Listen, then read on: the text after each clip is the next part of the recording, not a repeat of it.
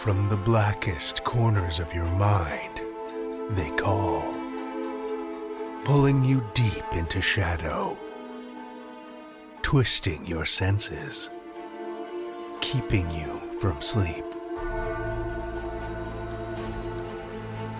It's time to face your darkest fears. This is Tales to Terrify.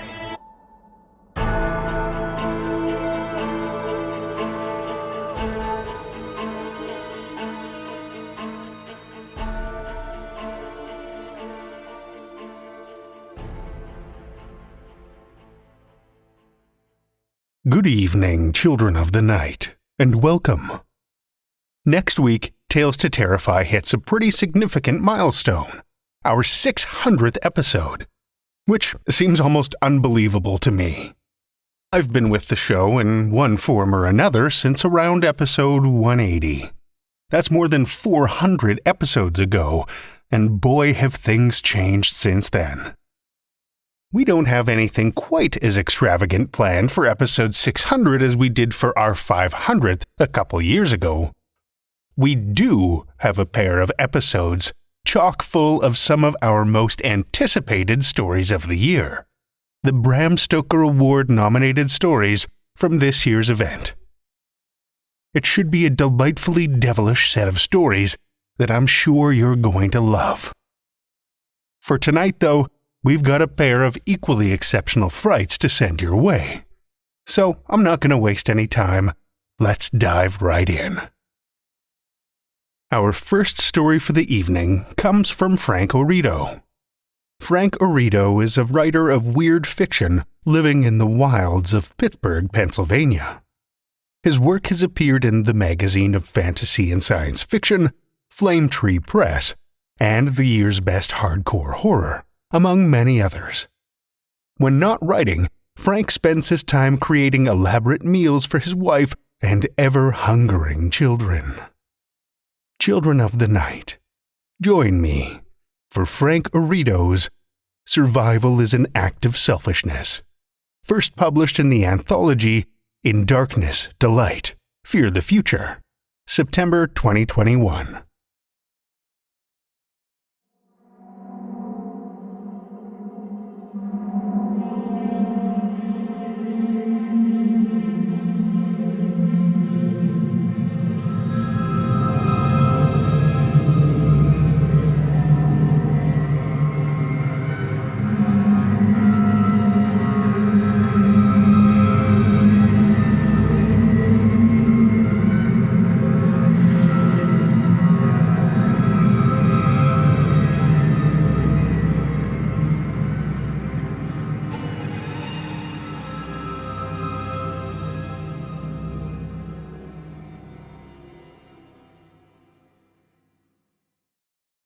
The sheets on my son's freshly made bed are South Sea blue, dotted with cartoon pirate ships.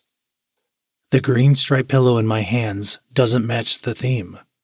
The matching pillowcase, with its plume parrot perched on a treasure chest, is in the trash, stained brown from Randy's nosebleeds.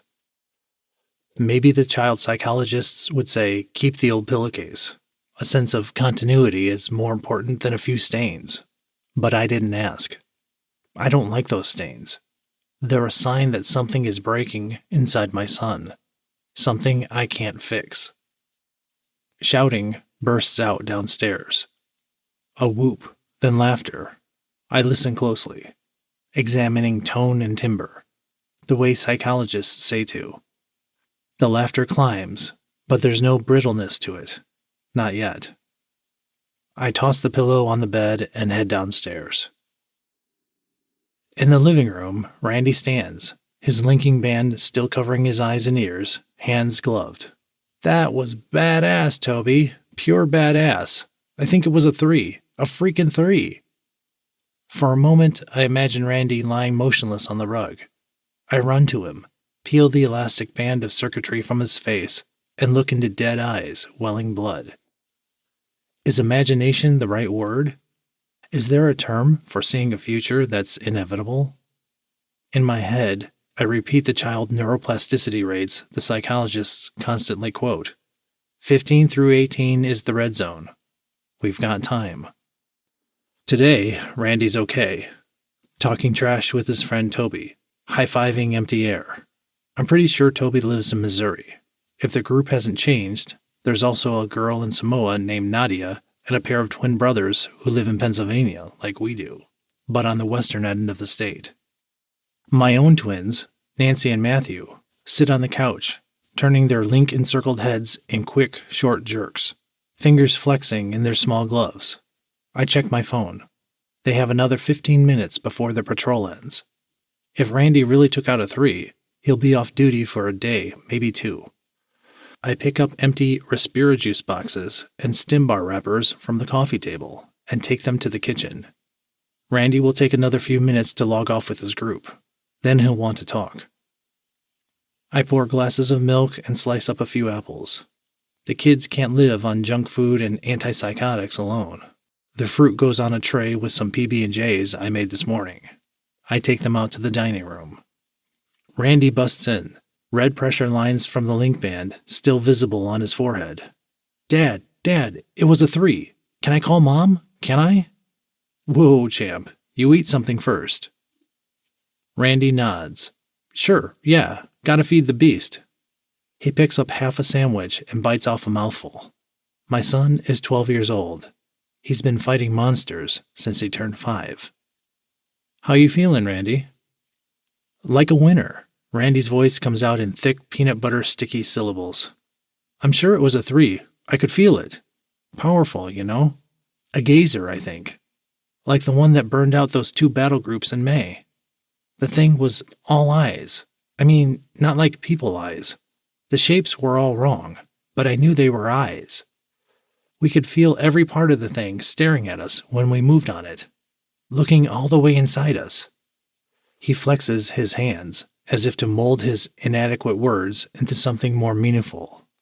And the eyes pulled at us, the way a vacuum pulls when it gets close to your skin.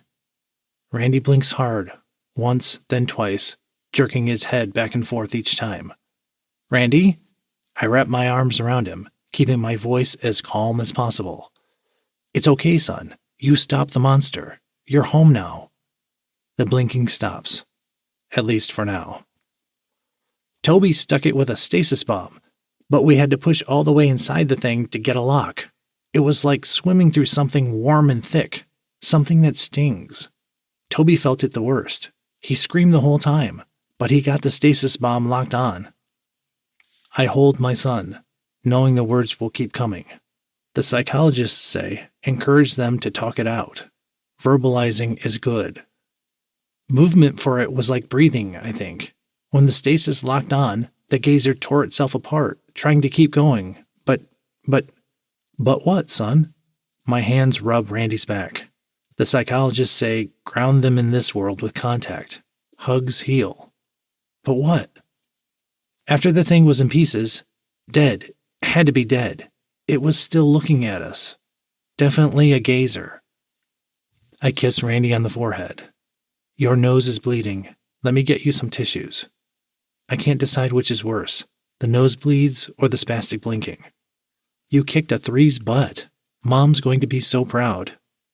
My wife Donna is not someone you can just phone up. She works on the problem. Most people can't do that. They don't have the math. Of course, people with the math caused the problem in the first place. They're the ones who figured out we didn't need spaceships or FTL drive to get to the stars. Just enough energy to punch into a universe next door with a slightly different set of physics, then punch back into ours. Their math didn't predict that the universe next door would be so foreign to our own. The only word to describe it is evil. Or that the unimaginable things inhabiting the other universe would notice us and want to come through. A man answers the phone. He sounds old, but that could just be fatigue. We're all exhausted. I need to speak to Donna Linderman. He'll say no, despite the fact I wouldn't even have this number if I wasn't authorized. But you follow the protocol or get hung up on. Dr. Linderman isn't available. I don't say asshole out loud, but I think it. Hard. It's easy to hate the scientists and their math, but they're our only hope of closing the doors we opened. Just like our children, with their still developing minds, are the only soldiers who can pilot the fighting drones operating just inside that other universe. This is her husband Patrick. Our son Randy would like to debrief directly to her. His team just came offline. They terminated a level 3 entity, called it a gazer. There's a moment of silence before Donna's voice comes on the line. Hey Pat, tell Randy I'm putting him on speakerphone. My research crew would like to hear what happened. Randy takes the phone. He retells his story, this time with more details. No doubt fielding questions from Donna's team. Yeah, the stasis bomb worked great. We didn't know you could kill a gazer that way. We just wanted it to stop moving so we could get a beat on the thing. I watch him, ready to intervene if the blinking starts again. The twins, 6-year-old Nancy and Matthew, wander in looking haggard. Kids their age run routine patrols, cleaning out low-risk targets and calling the battle teams when something large gets spotted. Their work isn't as dangerous as Randy's, not as much chance of total brain shutdown, but it's grinding. They'll join their own battle group in a couple of years. Nancy certainly. Matthew is more sensitive. The boy stores all the horrors away inside himself. I can see them dancing in his eyes. Some kids just burn out early. Looking at Matthew breaks my heart. Have some fruit, guys, then it's nap time. Randy waves the phone back and forth. Mom says we should go to the movies tonight, if it's all right with you. I take the phone. Hey, are we still on speaker? No, all alone. I step out of the kid's earshot. You really want to go out tonight? The twins are dead on their feet. Me too, says Donna, but I think we shouldn't put things off. Yeah? Maybe I should feel a sense of dread at her words. But I spent my dread years ago. All I have left is resignation. Randy's kill was definitely a level 3, second one today. We have reports of a level 5 at the Thins in Denver. The spotter is solid, an 8-year-old veteran. She described the thing as a semi-transparent mountain of teeth. I think we should go see that movie. We see The Incredibles, an old Pixar film from the early 2000s. The movie industry isn't really a thing anymore, but theaters keep the old films in rotation for the kids. Donna sits next to me. The twins flank their big brother, munching popcorn. Halfway through the film, Donna leans into my ear. Come outside with me.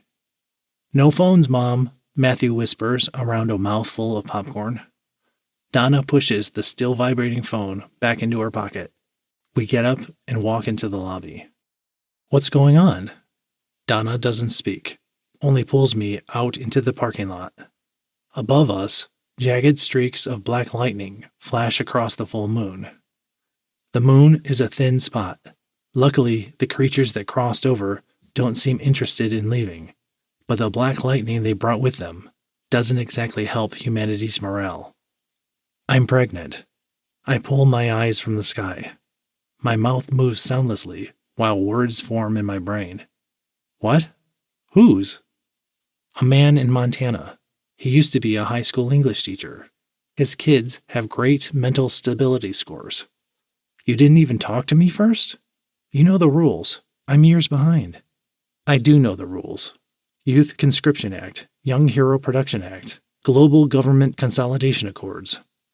All passed in a rush during the summer of 2125, after Private Margaret Wilmette traveled successfully to moon base Luna via multiversal transfer and was dissolved moments later by something resembling a giant acid-filled starfish. No, you work on the problem. You're exempt from the fucking Young Hero Production Act. Donna takes my hand. I need to do this. Having this baby, it's an act of hope, and I can't go on working without hope. Neither can you. But you won't be there. I'll be the one changing her, feeding her, holding her when she cries. Her. Jesus Christ. I'm already imagining a her. I don't care about the guy in Montana with the good mental stability scores. This child would be my little girl. She'll look just like Donna in her baby pics. I'll make her laugh, watch her learn to walk and talk. Then I'll wake her up one morning and tell her we're in a war only kids can fight. I'll strap a link band around her head, push her tiny pink fingers into reflex gloves, and show her what hell is like. But even knowing all that, I need this baby as much as Donna. We could name her Margot after my mom. And for a little while, at least, I'll have a child who's happy. Donna's staring at me, and I realize I'm crying. I'm glad you're pregnant. Donna seems to think about this. She looks almost disappointed. Do you think maybe all the good people are already dead? Only selfish assholes willing to let their children fight a war for them survived? Before the conversation can go on, Donna's phone vibrates. What's happening? War news isn't broadcast publicly, but Donna isn't part of the public. The 5 is breaching in Denver. Missiles are in the air. I look west, as if I can see Denver from Pittsburgh. We should go to the kids. No, says Donna. If a 5 gets through, it's an extinction-level event. Let them enjoy their movie. We stand there holding hands, staring at an empty western horizon. 10 minutes later, Donna's phone buzzes. She reads the screen, puts the phone away, and kisses me. It doesn't feel like a kiss goodbye. The missiles are a new design. No fallout on our side. We lose Denver, but the world's still here. Can we call the baby Margot if it's a girl? Donna nods. I lie in bed that night, unable to sleep. Unwilling to take the pills that would make sleep even a remote possibility. A muffled cry comes from down the hall. Donna sits up. I'm at the bedroom door when Randy steps in front of me. His hair sticking up in tufts. Tears on his cheeks. I had a nightmare, Randy says, and leans against my chest. The twins, their steps muffled by footy pajamas, appear behind their brother. Bad dreams all around, huh? Come on in. Donna spreads out the pillows. Randy, Matthew, and Nancy climb into the big bed. Snuggling beneath the duvet, Donna and I get in after. Flanking our children like bookends, I reach across them, joining hands with my wife. In moments, everyone but me is asleep. Tomorrow, maybe the world will end. I don't have the math to solve that problem, and my brain is too old and set to fight the monsters. But I'm a good dad, at least what passes for one these days. So I do what any good dad does. For a few hours in this bed, I keep the nightmares away.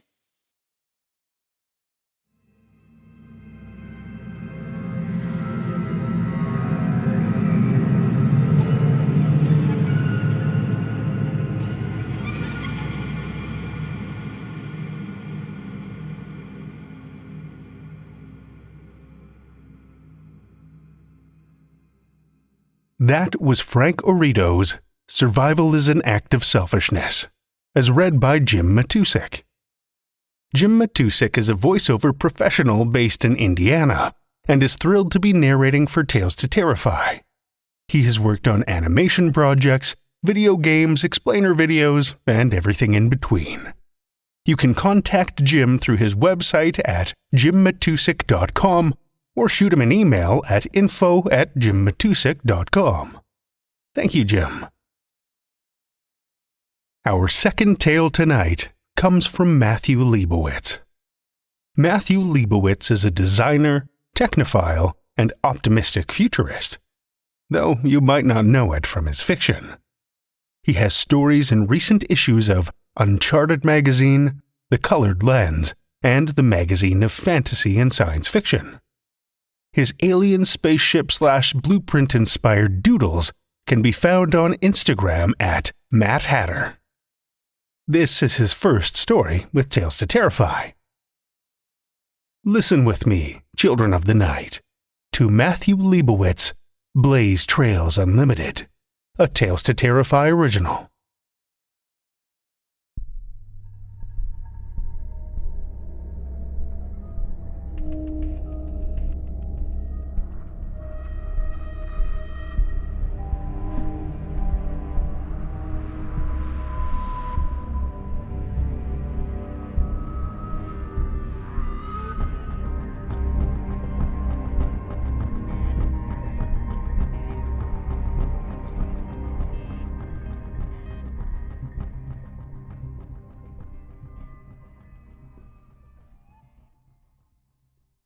I feel a shift in atmosphere before we've even passed through the decontamination screen of the home dome. A cool, floral draft, the tinkle of laughter and music, voices raised in greeting. A small golden patch of light quivers on the floor by my feet, and I stare at it in amazement. Above me is a skylight recessed into the ceiling, and through it is something I haven't seen in nearly 13 years. Pure, untainted sunshine. I close my eyes, let the warm glow spread across my skin. What's the fixation, Nate? Serena has returned from collecting our welcome glass of charm. You'd think you'd never seen the sky before. She's warning me not to act the hick, not to attract attention, not when she's so near to her goal. She leans closer and adds, Can you believe this crew of quacks and clowns? Not the description I would use. Our fellow guests look magnificent. The men well coiffed with tuxedos and steely hair and confident eyes. The women in flowing gowns and luxurious curls, all of them hugely influential. Even as I'm taking stock, the outer port gasps open and another power couple hurries in, bringing a gust of wet air and drizzle. It's a producer I recognize from the metro section of my own paper, and Serena stiffens as he passes. She despises these people and everything they represent. But it doesn't take a genius, or much of a journalist, to see another side to it. That after so many years on the periphery, part of her still wants to get all the way in. The man tears off his mask and breezes by without a glance, and Serena settles. Prick. Her eyes narrow at his back. I met Serena 3 weeks ago at a bar called Prohibition in the Narrative Zone. I hung out there often, ostensibly for my job, watching the semi-famous people drift by, half alert for flirtations or drama that could feed my readers, but mostly nursing my whiskey and wondering what series of bad decisions had landed me there in the first place. It was late, past curfew, the electricity cut, so the place was lit only with candles and oil lamps. When Serena swept in with her entourage and ballooning period costume, all the small flames jumped and guttered, as if excited by her arrival. I knew her by reputation, a bit player in a big field, but frankly I hadn't paid much attention beyond her long, thin resume. But when she gathered her skirts on the stool beside mine, turned toward me and clinked her glass to mine, my interest picked up considerably. Do you think they're part of the resistance? She asked, cutting her eyes to one side. It took me a moment to figure out what she was referring to.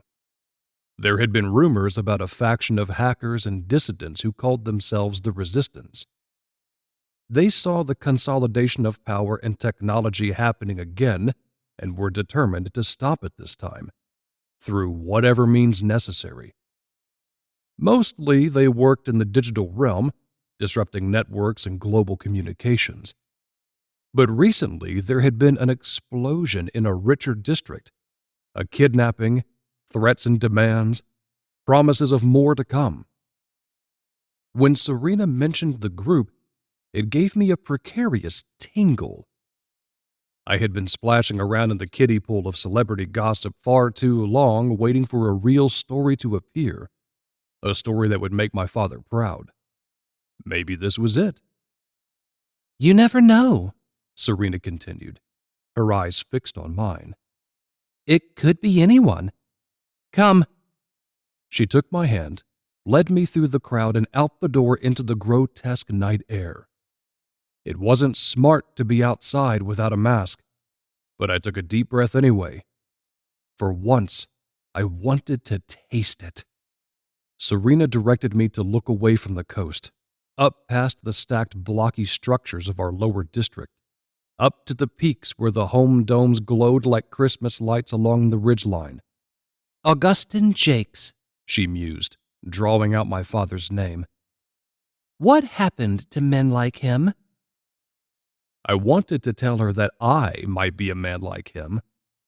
I often said things like this, as a shortcut to attention, to make it seem that I was working on something consequential, and sometimes I even believed it. But Serena had already made it clear we were beyond such pretense.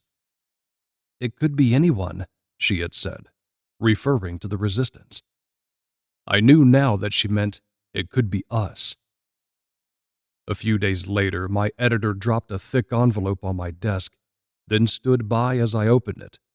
"Whose ass you kiss for that?" he asked with customary tact. It was stamped with the Blaze family crest, and inside was an ornate engraved invitation. What are you doing way back there, Nate? Calls Serena, coming around the swimming pool, carrying 2 fresh glasses of charm. The first one is already doing its magic. She looks fabulous. Even her missing eye tooth is restored. Her smile straight and white. My heart brims with the loveliness of it all. The guests, the topaz pool, the rustling fruit trees, the scent of eucalyptus and ocean wafting in from the coast. It's almost too beautiful to bear. Just stay close, okay? Serena rummages in her clutch, removing first her inhaler to puff on it, then a small, black plastic card that she turns back and forth, revealing the robot insignia of the Resistance on one side and some stamped soldered circuitry on the other, along with a small black button. She seems to be trying to remember what it's for. Ladies and gentlemen, she says, I implore you, no, I defy you. It's like she's muttering an incantation for summoning a demon. She catches me watching, and her eyes go sharp and devious. Trust me, Nate, you won't want to miss the denouement of this one. Ah, here she is, the singular Serena Belmonte. The card is gone. Serena swings around, her attitude returned to clear, simple delight. Emerson! She spreads her arms to greet him. Emerson Blaze is smaller than I expected and a lot younger. He should be my father's age, but he doesn't look much older than me, with smooth, cherubic skin and a cheerful, impish grin. He has the Blaze famous black beard and mustache and matching black eyebrows, but it looks phony on him, like a child wearing a disguise. He also comes equipped with a personal AI that hovers beside him in a whispering braid of lucid smoke. When Emerson stops, the AI stops too, settling to observe us. "We've been looking for you," says Emerson. "The results of your screen test returned, and I was extremely impressed." They did? Serena hugs herself and shifts from foot to foot, glancing at me. You were? "Absolutely," says Emerson. "You were... how do we put it?" He pauses, and the AI curls closer and whispers in his ear. "Incandescent," says Emerson. "In fact, we're considering using you as the lead EP in our fall campaign." I was? You are? Serena is increasingly agitated, either truly flustered by the flattery or playing the part very well. I would, of course. That is, well, my agent would need to check the details, but... Yes, of course. Emerson waves the details away. "And who's this?" He turns to me. "Nathaniel Jakes." I extend my hand in the legacy greeting that I understand is still practiced in the dome, although the notion makes me squeamish. "I'm a journalist, doing a profile on Serena." "The Jakes, is it?" Emerson ignores my hand. regarding me with an interest that's creepily perceptive. It occurs to me that his AI might be feeding him information on the back end. I knew your father. You did? Now it's my turn to be surprised. My father was famous in his own time, authoring several texts on the hazards of technology, but he was mostly ignored by oligarchs like Emerson Blaze. Of course, an intriguing fellow with intriguing ideas. Tell me, Jakes, do you follow his lead? How do you mean? Do you want me dead? Your father wanted me dead. Is that why you've come? To kill me? He watches me, his eyes glowing with an obscure energy. Then he laughs and slaps my shoulder. I'm joking, Jakes, he says. Relax, pay it no mind. He turns to the railing and tips his face to the sunshine. Exquisite afternoon we're having. Wouldn't you agree? The meal is in a shaded pavilion that opens on the patio and pool. It's possible that Emerson has stalled the dome's artificial sunlight because it hangs in much the same position as when we arrived, as if to prove that titans like Emerson can control time along with everything else. It feels hotter, too, bearing down on the topiary and the citrus trees, the clipped grass around the pool. Even the few wind-up birds that remain hop and peck listlessly at the edges. But beneath the shade of the overhang, in our dining area, it's artificially cooled and comfortable and swept by breezes from the sea.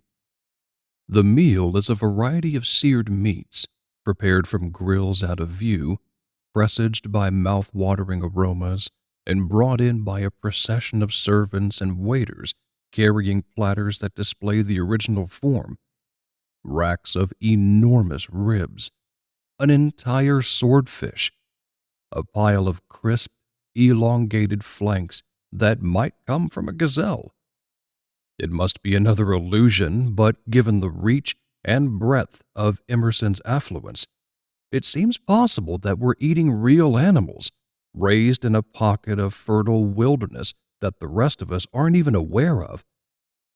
So, seated across from me, Emerson selects a shank from an offered platter and transfers it to his plate. He's not looking at me, but I can feel his probing interest, perhaps through the proxy of his AI that drapes around his neck in a series of loose, whispery folds. Tell us about your father, Jakes. His ideas were so perplexing at the time. The man was deranged. This comes from an older gentleman to Emerson's right, across from Serena.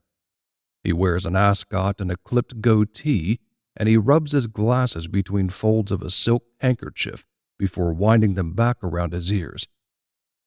It was just his sort of preposterous logic that landed us here in the first place. Can you remember, Emerson? The damage caused by that horrible throttling to our economy? Alistair, please. Emerson touches his neighbor's arm to calm him. The boy is here now, can't you see that? Is that why you've come, Mr. Jakes? To remedy the failure of your father? Before I can respond, there's a rising agitation as Serena stands, sending her chair scraping back on the stone floor. She holds her wine glass in one hand and a knife in the other, and she taps the metal to the rim, sending a clear, shivery signal through the room. The hum of conversation diminishes as one by one the pleasant, expectant faces turn our way. Emerson dabs his mustache and sits back, preparing to enjoy a show. His AI, however, has attention only for me. Hello, calls Serena. What a blessed afternoon. It's fabulous to see such exalted company. My name is Serena Belmonte. You may know me from the Marquis. She pauses for response, and there's a puzzled murmur some shaking of heads. Anyway, She continues. let's take a moment to recognize our gorgeous host, She extends her glass toward Emerson. who has not only opened his home dome to us today, but has recently announced he'll be casting me, Serena Belmonte, as the lead EP in the fall campaign. Isn't that grand? Go on, Emerson, tell them. Mm-hmm. Emerson considers her in his distant, amused way, and Serena fidgets under her gaze. I don't know, he says. Alistair? Not sure she fits the bill, to be blunt. Alistair has been sawing savagely at his steak, but he puts down his knife and leans back to assess her. Don't really see the fire we hoped for, do we, Em? Can you sing and dance? Me? Says Serena. You mean now? Why not now, darling? La-da-dee-da and all that. Alistair begins to hum and swing his napkin. We could use a bit of entertainment, like the old days. Serena blinks, and for a moment I think she might give it a try. Then she draws herself to her full height. Tragically, I must decline. There's a rustle of confusion, some gasps from the guests. No, don't worry. She lifts a hand to reassure them, then opens her purse and removes the plastic card that I had seen earlier. She holds it up so the whole table can see the insignia on one side, the black button and blinking light on the other. I've brought something equally enthralling. Oh, goody, Says someone down the line. is it magic? It's anti-magic. Says Serena. This device has the power to clear the cobwebs from your eyes. I implore you, no, I defy you to gaze upon the riches you have brought. She pushes the button. There's a soft click from the unit, and a louder answering thunk from under the floor, and all the lights go out, the dome gone dark. For a moment we sit in bewildered silence. Then my eyes adjust to the new reality. Outside, the pool is stagnant, the water congealed and black. Past the deck, we can now see the curve of the dome, bulbous plastic beaded with rivulets of moisture. Beyond that, for the first time we see the true shape of the city, shrouded in mist and illuminated by flickering discharge in the roiling clouds. It's spread out like raked coals, glowing in spots, releasing plumes of vapor. In the distance, the superstructures of breached levees are tilted and mired along the coast like the remains of a vanquished army.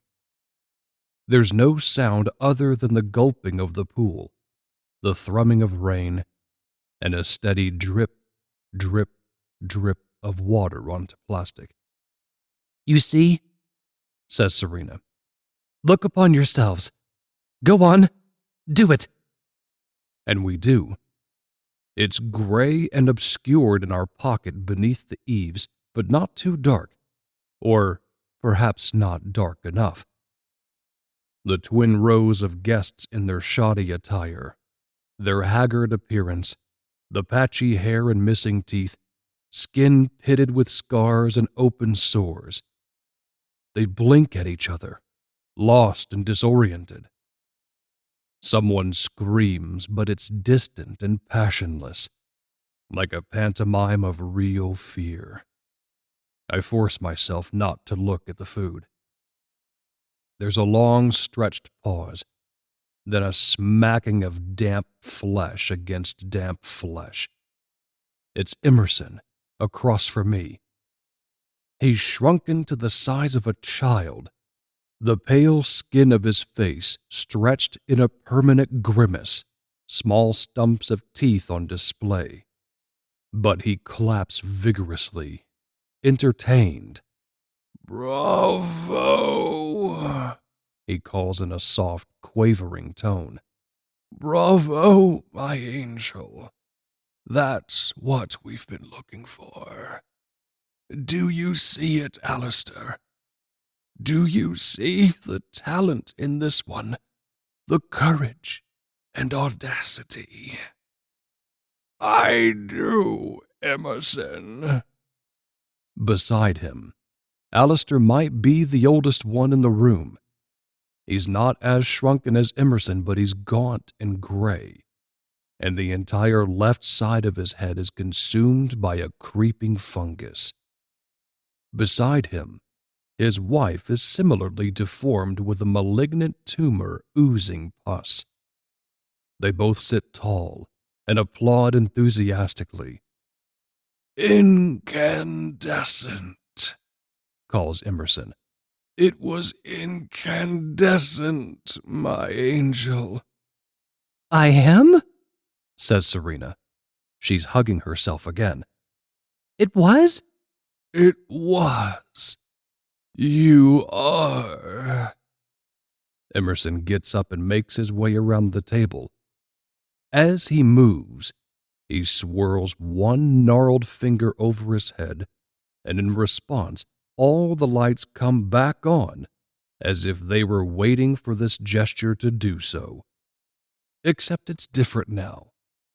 There's a diffuse glow, sconces appearing along the walls in a series of fluttering flames, taper candles on the table. And outside, a velvety, rich darkness has descended, bright stars speckling the vast, clear night. The breeze is back, cool and threaded with sage. The pool is an inviting chalky blue. Torches appear, tall with golden flame, and beyond this, outside the dome, the entire city of Los Angeles has been resurrected for our enjoyment, alive with light and splendor. Oh, look! Someone points. On the horizon, a magnificent moon is hoisting itself into view, casting wavery reflections back across the water. It's bigger and creamier than any moon has a right to be, not to mention that it's rising in the west, but that's all okay. It's the most beautiful moon I've ever seen. Live music starts up, a quartet hurrying with their instruments to a tent festooned with streamers and amber light. Guests look at each other and laugh, relieved to be past the minor hiccup. An elegant couple rises and begins to waltz, graceful in tuxedo and gown. Others follow. I had you all wrong. Emerson has circled the table and arrived by my side. He's returned to his more stately, tuxedo-wearing self, eyes bright and cheerful, his beard filled with luster. You're not a thing like your father, are you? He gives me a jovial slap on the shoulder. Oh, come on, Jakes. It's no big deal. Empires rise and empires fall. It happens all the time. Now, let's dance. He turns to Serena. Angel? Serena, meanwhile, has sunk back to her seat. She looks dazed and beautiful. When she looks up, there are tears on her cheeks. Oh, Nate, She says to me. isn't it grand? She takes Emerson's hand and allows him to help her up, to guide her in a pirouette, then a dip. She comes up laughing and weeping. To our newest entertainment property, announces Alistair from the side, raising his glass.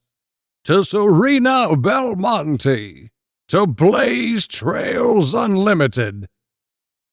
All around us, people clap and cheer, raising a toast to a glorious future. The band launches a rousing rendition of God Save America. He thought you were going to kill him, you know. Finally finish what your father couldn't start. The wispy AI has followed me through the halls to the vestibule by the rear exit of the dome, seeping through vents or along the baseboard to join me as I'm pulling on my boots and plastic wraps. Now, it sits on the bench across from me and mimics my motions in a way that seems contemptuous and taunting. I've never seen an AI so disassociated from its host before, never mind in such human form. It makes me wonder who's really in charge up there, of the dome. But it's very lifelike. It even giggles when I try to swipe it away, my hand passing through the vaporous layers, coming away damp and tingly with condensation. "Why do you think you were even brought here?" it asks. "It's what everyone wants, him most of all. You must know that, Jakes. Emerson most of all. Wait, come back! You won't leave him like that, will you? Don't leave him like that!" This last part it calls after me as I head out the rear door and descend the ornate wrought iron stairs into the sulphurous mist. Above me, bare black branches scratch the swirling sky. "Jakes!" Its voice tears and shreds with the wind. "Oh, go on! Run away, coward! You'll be back, we know you will!" As I head down the driveway, my feet crunch on gravel and ash, and from somewhere near the coast comes the bluish flare of another rocket launching into orbit, another rich person blasting off, leaving the planet a little more hostile for those who remain. Above me, the dome glows and throbs, livid and translucent and veined with circuitry and light, an orgasm or an eyeball. For a moment, I picture Serena inside, graceful in the moonlight, dipping and twirling in the promise of eternal now. Maybe that's the big story, the boundless human capacity for self-deception. Perhaps there is no big story. Empires rise and empires fall, as Emerson said. It's no big deal. It happens all the time.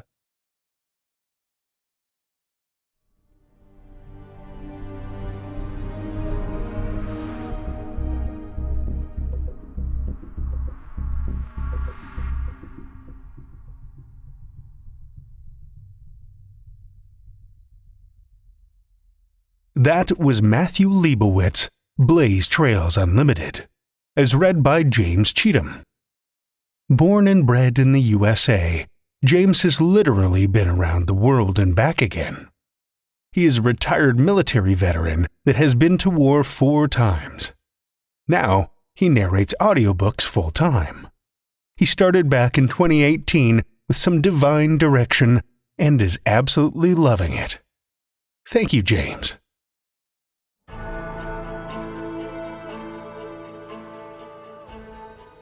Well, children of the night, the hour is late, and we've run out of tales to tell. For now. Tales to Terrify is made possible by the tremendous generosity of our supporters on Patreon and PayPal. Incredible fans like Amanda Carrillo, Lestle Baxter, Orion D, Hegre, and Paul Belcher, whose generous support helps keep the lights on and flickering ominously. Not a supporter already?